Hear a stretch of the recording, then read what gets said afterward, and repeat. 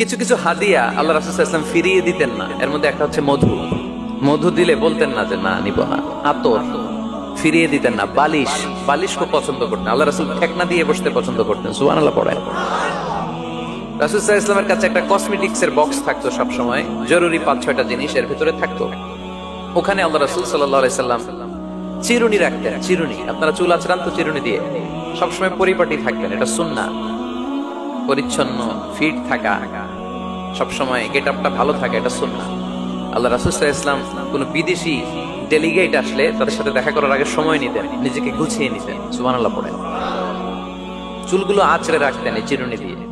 তাহলে ব্যক্তিগত কসমেটিক্স বক্সে আল্লাহ রাসূল সাল্লাল্লাহু আলাইহি ওয়াসাল্লাম যে জিনিসগুলো রাখতেন তার মধ্যে একটি হচ্ছে চিরুনি। ২ নাম্বার আল্লাহ রাসূল সাল্লাল্লাহু আলাইহি ওয়াসাল্লাম জাইতুনের তেলের একটা ছোট্ট বোতল রাখতেন। ওয়াতিনি ওয়াজ জাইতুন, অলিভ অয়েল।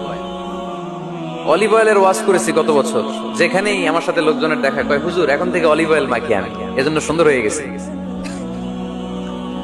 তো অলিভ অয়েল রাখতেন, চিরুনি রাখতেন। এরপরে সুরমা দানি রাখতেন, সুরমা, চোখে আল্লাহ রাসূল সাল্লাল্লাহু আলাইহি ওয়াসাল্লাম সুরমা দিতেন।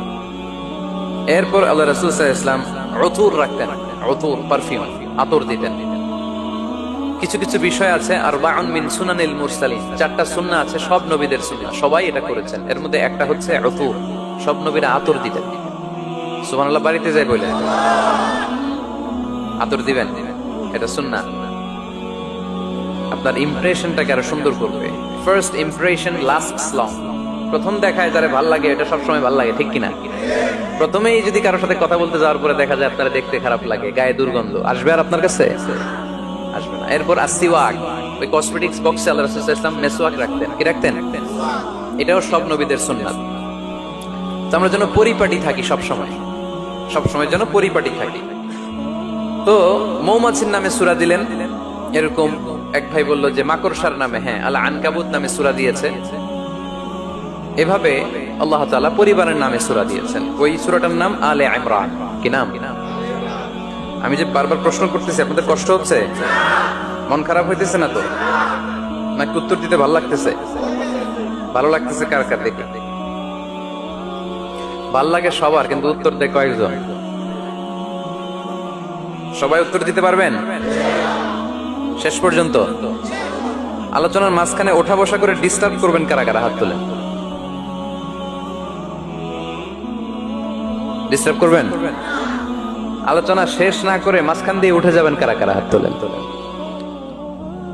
সবাই থাকবেন, কষ্ট হবে না?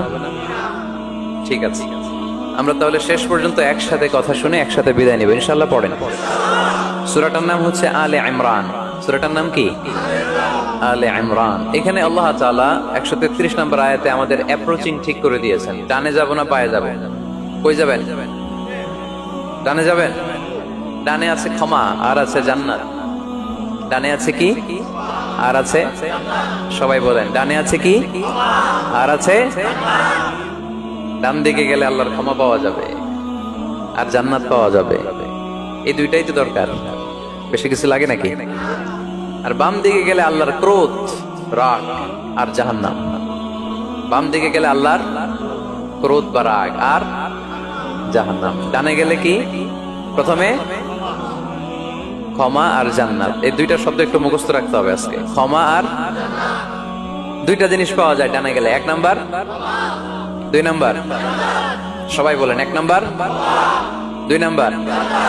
এবার আঙ্গুল উঁচু করে বলেন।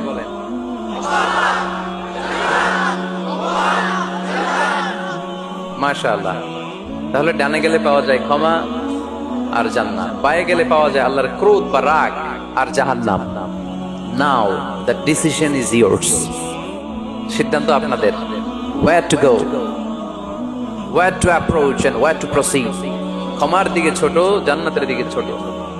ক্ষমা লাভের প্রতিযোগিতা করো, জান্নাত লাভের প্রতিযোগিতা করো।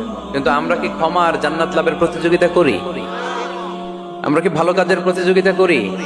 আল্লাহ বললেন ফাস্তাবিকুল খায়রাত, ভালো কাজের জন্য প্রতিযোগিতা করো। আমরাও প্রতিযোগিতা করি খারাপ কাজের, তাই না? দুনিয়া কামানোর প্রতিযোগিতা করি আমরা। কি করে বেশি অর্থ উপার্জন করে যায়, হালাল পন্থায় হোক বা হারাম পন্থায় হোক, টাকা কামানোর প্রতিযোগিতা আসরা নাই।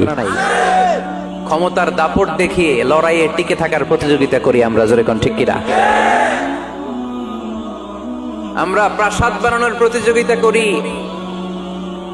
আমরা বিশ্ব সুন্দরীর প্রতিযোগিতা করি, আমরা প্রতিযোগিতা করি কে হবে মাসুদ রানা। এটাও জানেন আপনারা? কে হবে সৎ মানুষ, কে হবে আদর্শ বাংলাদেশী, এরকম প্রতিযোগিতা আছে। সবাই কি হইতে চায়? মাসুদ রানা।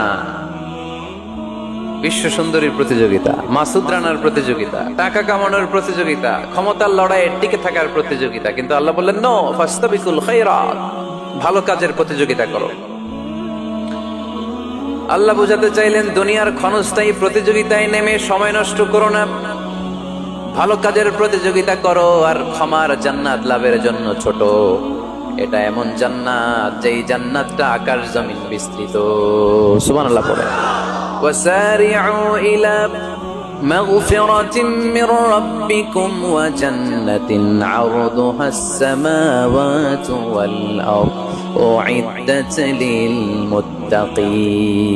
سبحان الله পড়েন।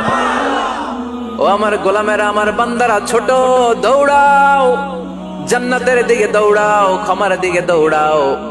ক্ষমা অর্জনের জন্য প্রতিযোগিতা করো, জান্নাত লাভের প্রতিযোগিতা করো। এমন জান্নাত আরদুহাস সামাওয়াত ওয়াল আরদ, যেই জান্নাত আকাশ জমিন পর্যন্ত বিস্তৃত, বিশাল জান্নাত। জান্নাতে কি ধাক্কাধাক্কি আছে? ঠেলাঠেলি, জায়গা নিয়ে মারামারি? আমাদের বাংলাদেশে জায়গা নিয়ে মারামারি আছে না নাই? কোর্ট পর্যন্ত করায়, তাই না? সামান্য 1 বিঘা জায়গার জন্য কোথায় চলে যায়? কোর্টে। কোর্ট পর্যন্ত করায়। কিন্তু জান্নাতে এই জায়গা নিয়ে ধাক্কাধাক্কি হবে? বিশাল জান্নাত, বিশাল জান্নাত। সর্বশেষ যেই লোকটা 1000 বছর জাহান্নামে পড়ার পরে জান্নাতে ঢুকবে, ওই লোকের জান্নাতের যে সাইজ হবে এটা এই দুনিয়ার সাইজের 10 গুণ বড় হবে। আগের কালে আমাদের যে দরজাগুলো ছিল গ্রাম বাংলায়, দরজাগুলোর 2টা কপাট ছিল, জানেন? 2টা কপাট একসাথে আইনার পরে তালা লাগাইতো। এখনই না 1 কপাটের দরজা শার্ট করে খুলে যায়, এখনো আছে। তো আল্লাহ রাসূল সাল্লাল্লাহু আলাইহি ওয়াসাল্লাম বললেন জান্নাতের যে দরজার 2টা কপাট, এই 2টা কপাটের একটা কপাট কত বড় শোনো। ইন্না আল মিসরাআইন মিন মাসারি'আল জান্নাহ মা বাইনা মক্কা ওয়া হাজার। জান্নাতের 2 দরজার 2 কপাটের একটার সাইজ হচ্ছে সৌদির মক্কা শহর থেকে বাহরাইনের হাজার শহর যত দূর, জান্নাতের একটা কপাটের দূরত্ব তত দূর। এর মানে হচ্ছে সৌদির মক্কা শহর থেকে বাহরাইন যত দূর, ওই হিসাবে কয়েকশো কোটি লোক, কয়েকশো একসাথে জান্নাতে ঢুকবে। এক ধাক্কায় কয়েকশো কোটি কিংবা কয়েক হাজার কোটি ঢুকে যাবে। তাহলে ওই জান্নাতে কোনো ধাক্কা ধাক্কি, ঠেলাঠেলি, কিলাকিলি। সুবহানাল্লাহ পড়ে। ওয়াসারি'উ ইলা মাগফিরাতিন মির রাব্বিকুম ওয়া জান্নাতিন 'আরদুহাস সামাওয়াতু ওয়াল আরদ উ'ইদ্দাত লিল মুত্তাকিন। আল্লাহ বললেন ক্ষমার দিকে ছোট, আর এমন জান্নাতের দিকে ছোট যেই জান্নাতটা আকাশ জমিন বিস্তৃত। উ'ইদ্দাত লিল মুত্তাকিন, মুত্তাকিনদের জন্য এই জান্নাতকে তৈরি করে রেখেছে কে? তার মানে জান্নাত একটা সাম্প্রদায়িক জায়গা। জান্নাত একটা কি জায়গা? যেখানে মুত্তাকিরা ছাড়া কেউ ঢুকতে পারবে নাকি সবাই ঢুকতে পারবে? সবাই ঢুকতে পারবে না, ওখানে শুধু মুত্তাকিনরা ঢুকতে পারবে। উ'ইদ্দাত লিল মুত্তাকিন, এটা মুত্তাকিনদের জন্য আল্লাহ তাআলা তৈরি করে রেখেছে। হাদিসে কুদসিতে আল্লাহ তাআলা বলেছেন, এই উ'ইদ্দাতের এই শব্দের ব্যবহারই করেছেন আ'দাতু লিইবাদিয়াস সালিহিন, আমি আমার নেককার বান্দাদের জন্য এমন জান্নাত বানিয়েছি মা লা আইনুন রাআত, পৃথিবীর কোন চোখ ওই জান্নাতের সৌন্দর্য দেখে নাই। ওয়ালা উযুনুন সামিআত, পৃথিবীর কোন কান জান্নাতের কোন সুন্দর শব্দের আওয়াজ শুনে নাই। ওয়ালা খাতারা আলা কলবি বাশার, মানুষ কল্পনাও করতে পারবে না যে জান্নাত কত সুন্দর। সুবহানাল্লাহ, আসতে পড়ে। আল্লাহ বললেন উ'ইদ্দাত লিল মুত্তাকিন, আমি আমার মুত্তাকিন বান্দাদের জন্য তৈরি করেছি। মুত্তাকিরা ছাড়া কেউ জান্নাতে প্রবেশ করতে পারবে নাকি? পারবে না। এখন মুত্তাকি কারা, তাদের বর্ণনা আল্লাহ সামনে দিবেন, শুনবেন আপনারা? আচ্ছা, এটা হচ্ছে কোরআনের একটা বর্ণনা ভঙ্গি। কোরআনের মধ্যে অনেক বেশি কোহেরেন্স আছে, সিকোয়েন্সটা অনেক সুন্দর। যখনই আল্লাহ বলবেন কাফিরিন, কাফের কারা, তার বর্ণনা দিবেন। এরপর যখন আল্লাহ বলবেন মুনাফিকিন, মুনাফিকিন কারা, আল্লাহ বর্ণনা দিবেন। এরপর যখনই আল্লাহ বলেছেন মুত্তাকিন, মুত্তাকিন কারা, তারপরে তার বর্ণনা দিবে। সুবহানাল্লাহ পড়েন। যেমন আল্লাহ সূরা বাকারার শুরুতেই মুত্তাকিদের বর্ণনা দিয়েছেন।